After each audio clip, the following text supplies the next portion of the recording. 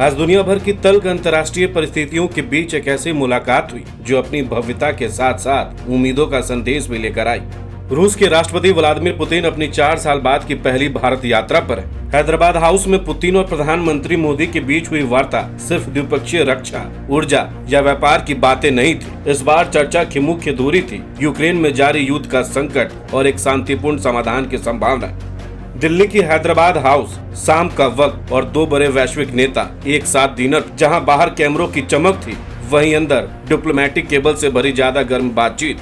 मन की बात, देश की बात और दुनिया की सबसे बड़ी जंग रूस यूक्रेन पूरे डिनर डिस्कशन पर छाई रही। आपको बता दें कि प्रधानमंत्री नरेंद्र मोदी और रूस के राष्ट्रपति व्लादिमीर पुतिन के बीच शुक्रवार को दिल्ली के हैदराबाद हाउस में अहम मुलाकात हुई। इस दौरान यूक्रेन युद्ध, वैश्विक हालात, व्यापार, डिफेंस और भारत रूस के रिश्तों को लेकर खुलकर बातचीत हुई।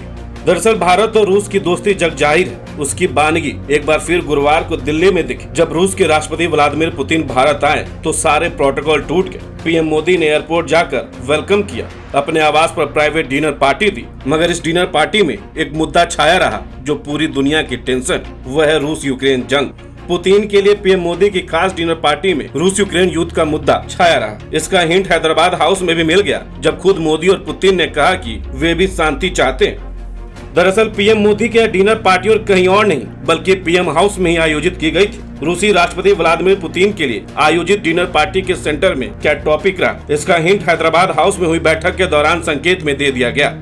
आज यानी शुक्रवार को पीएम मोदी और पुतिन ने औपचारिक तौर पर हैदराबाद हाउस में बातचीत की। इस बातचीत से साफ हो गया कि दोनों देश रूस यूक्रेन युद्ध के संकट को लेकर गंभीर हैं और दोनों शांति चाहते हैं। बैठक के दौरान प्रधानमंत्री मोदी ने कहा कि दुनिया ने कोविड-19 के बाद से अब तक कई बड़े संकट देखे हैं, लेकिन उन्हें पूरा भरोसा है कि इन चुनौतियों से दुनिया जल्द बाहर निकलेगी। उन्होंने कहा कि भारत और रूस के आर्थिक संबंधों को और मजबूत किया जाना चाहिए और दोनों देशों को मिलकर नई ऊंचाइयों तक पहुंचने का लक्ष्य रखना चाहिए। पीएम मोदी ने यह भी कहा कि आज कई अहम वैश्विक मुद्दों पर बातचीत होगी जिनका असर पूरी दुनिया पर पड़ेगा। वहीं रूसी राष्ट्रपति व्लादिमीर पुतिन ने यूक्रेन संकट पर शांति के प्रयासों के लिए पीएम मोदी का आभार जताया। उन्होंने कहा कि भारत और रूस के रिश्ते बहुत पुराने और बेहद मजबूत हैं। यह दोस्ती सिर्फ औपचारिक नहीं बल्कि भरोसे और साझेदारी की नींव पर टिकी है। पुतिन ने कहा कि दोनों देश एक दूसरे के सच्चे और भरोसेमंद साथी हैं। बता दें कि भारत रूस संबंधों पर बात करते हुए प्रधानमंत्री मोदी ने कहा कि पुतिन के सत्ता संभालने और पहली बार भारत आने के बाद अब 25 साल पूरे हो चुके हैं। दोनों नेताओं की इस मुलाकात के बाद 23वीं भारत रूस समिट में शामिल होने की तैयारी है। माना जा रहा है कि इस दौरान भारत और रूस के बीच 25 से ज्यादा अहम समझौतों पर मुहर लग सकती है। इन समझौतों में व्यापार, रक्षा, ऊर्जा और तकनीक से जुड़े कई बड़े फैसले शामिल हो सकते हैं। दरअसल इस मुलाकात में जो बात सबसे अधिक ध्यान खींचती है वह है पुतिन का यह स्वीकार करना कि रूस अमेरिका के साथ संवाद कर रहा है। इससे पहले कभी भी पुतिन ने भारत में बैठकर इतनी स्पष्टता से शांति प्रक्रिया का जिक्र नहीं किया था। भारत ने हमेशा यूक्रेन मामले में बातचीत और समाधान का रास्ता सुझाया है।